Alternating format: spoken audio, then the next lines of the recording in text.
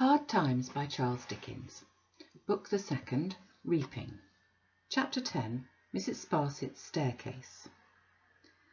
Mrs. Sparsit's nerves being slow to recover their tone, the worthy woman made a stay of some weeks in duration at Mr. Bounderby's retreat, where, notwithstanding her anchorite turn of mind based upon her becoming consciousness of her altered station, she resolved herself with noble fortitude to lodging, as one may say, in clover, and feeding on the fat of the land.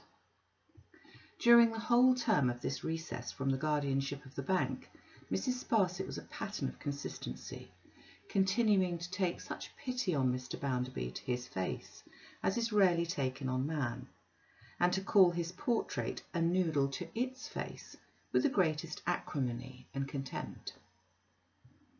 Mr. Bounderby, having got it into his explosive composition that Mrs. Sparsit was a highly superior woman to perceive that he had that general cross upon him in his deserts, for he had not yet settled what it was, and further, that Louisa would have objected to her as a frequent visitor if it had comported with his greatness that she should object to anything he chose to do, resolved not to lose sight of Mrs. Sparsit easily. So when her nerves were strung up to the pitch of again consuming sweetbreads in solitude, he said to her at the dinner-table on the day before her departure, "I tell you what, ma'am, you shall come down here of a Saturday while the fine weather lasts, and stay till Monday." To which Mrs. Sparsit returned, in effect, though not of the Mohammedan persuasion, "To hear is to obey." Now Mrs. Sparsit was not a poetical woman, but she took an idea in the nature of an allegorical fancy into her head. Much watching of Louisa and much consequent observation of her impenetrable demeanour, which keenly whetted and sharpened Mrs. Sparsit's edge, must have given her, as if it were, a lift in the way of inspiration. She erected in her mind a mighty staircase with a dark pit of shame and ruin at the bottom, and down those stairs from day to day and hour to hour she saw Louisa coming. It became the business of Mrs. Sparsit's life to look up at her staircase, and to watch Louisa coming down, sometimes slowly, sometimes quickly, sometimes several steps at one bout, sometimes stopping, never turning back. If she had once turned back, it might have been the death of Mrs. Sparsit in spleen and grief. She had been descending steadily to the day, and on the day when Mr. Bounderby issued the weekly invitation recorded above, Mrs. Sparsit was in good spirits and inclined to be conversational. "And pray, sir," said she, "if I may venture to ask a question appertaining to any subject on which you show reserve, which is indeed hardy in me, for I well know you have a reason for everything you do, have you received intelligence respecting the robbery?" "Why, ma'am, no, not yet. Under the circumstances, I didn't expect it yet. Rome wasn't built in a day, ma'am." "Very true, sir," said Mrs. Sparsit, shaking her head. "Nor yet in a week, ma'am." "No, indeed, sir," returned Mrs. Sparsit, with a gentle melancholy above her. "In a similar manner, ma'am," said Bounderby, "I can wait, you know. If Romulus and Remus could wait, Josiah Bounderby can wait. They were better off in their youth than I was, however. They had a she-wolf for a nurse. I only had a she-wolf for a grandmother. She didn't give any milk, ma'am. She gave bruises. She was a regular Alderney at that." "Ah!" Mrs. Sparsit sighed and shuddered. "No, ma'am," said Mr. Bounderby, "I have not heard anything more about it. It's in hand, though, and young Tom, who rather sticks to business at present, something new for him, he hadn't the schooling I had, is helping. My injunction is, keep it quiet and let it seem to blow over.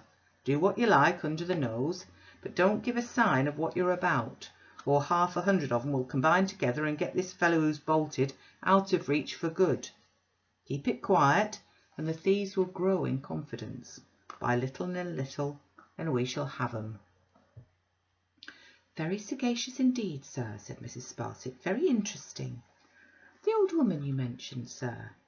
"The old woman I mentioned, ma'am," said Bounderby, cutting the matter short, as it was nothing to boast about, "is not laid hold of, but she may take her oath she will be, if that is any satisfaction to her villainous old mind.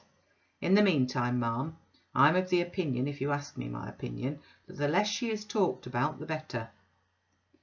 That same evening, Mrs. Sparsit, in her chamber window, resting from her packing operations, looked towards her great staircase and saw Louisa still descending. She sat by Mr. Harthouse in an alcove in the garden, talking very low. He stood leaning over her as they whispered together, and his face almost touched her hair. "If not quite," said Mrs. Sparsit, straining her hawk's eye to the utmost. Mrs. Sparsit was too distant to hear a word of their discourse, or even to know that they were speaking softly, otherwise than from the expression of their figures. But what they said was this: "You recollect the man, Mr. Harthouse?" "Oh, perfectly." "His face and his manner and what he said?" "Perfectly, and an infinitely dreary person he appeared to me to be, lengthy and prosy in the extreme. It was knowing to hold forth in the humble virtue school of eloquence, but I assure you I thought at the time, my good fellow, you're overdoing this." "It has been very difficult to me to think ill of that man." "My dear Louisa, as Tom says, which he never did say, you know no good of the fellow." "No, certainly." "Nor of any other such person." "How can I," she returned, with more of her first manner on her than he'd lately seen, "when I know nothing of them, men or women?"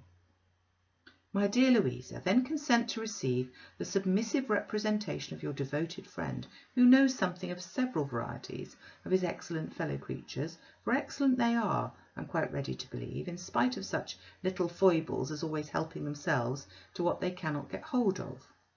This fellow talks, well, every fellow talks. He professes morality, well, all sorts of humbugs profess morality, from the House of Commons to the House of Correction. There's a general profession of morality, except among our people. It really is that exception which makes our people quite reviving. You saw and heard the case. Here was one of the fluffy classes pulled up extremely short by my esteemed friend Mr. Bounderby, who, as we know, is not possessed of that delicacy which would soften so tight a hand. The member of the fluffy classes was injured, exasperated, left the house grumbling, met somebody who proposed to him to go for some share in this bank business, went in, put something in his pocket which had nothing in it before, and relieved his mind extremely. Really, he would have been an uncommon instead of a common fellow if he'd not availed himself of such an opportunity, or he may have originated it altogether, if he had the cleverness. "I almost feel as though it must be bad in me," returned Louisa, after sitting thoughtful a while, "to be so ready to agree with you, and to be so lightened in my heart by what you say." "I only say what is reasonable, nothing worse. I've talked it over with my friend Tom more than once. Of course, I remain on terms of perfect confidence with Tom, and he is quite of my opinion, and I am quite of his. Will you walk?" They strolled away among the lanes, beginning to be indistinct in the twilight, she leaning on his arm, and she little thought how she was going down, down, down Mrs. Sparsit's staircase. Night and day Mrs. Sparsit kept it standing. When Louisa had arrived at the bottom and disappeared in the gulf, it might fall upon her, if it would, but until then there it was, a building before Mrs. Sparsit's eyes, and there Louisa always was, upon it, and always gliding down, down, down. Mrs. Sparsit saw James Harthouse come and go. She heard of him here and there. She saw the changes of the face he had studied. She, too, remarked to a nicety how and when it clouded, how and when it cleared. She kept her black eyes wide open, with no touch of pity, with no touch of compunction, all absorbed in the interest of seeing her, ever drawing, with no hand to stay her, nearer and nearer to the bottom of this new giant staircase. With all her deference for Mr. Bounderby, as contradistinguished from his portrait, Mrs. Sparsit had not the smallest intention of interrupting the descent. Eager to see it accomplished, and yet patient, she waited for the last fall, as for the ripeness and fullness of the harvest of her hopes. Hushed in expectancy, she kept her wary gaze upon the stairs, and seldom so much as darkly shook her right mitten with her fist in it at the figure coming down.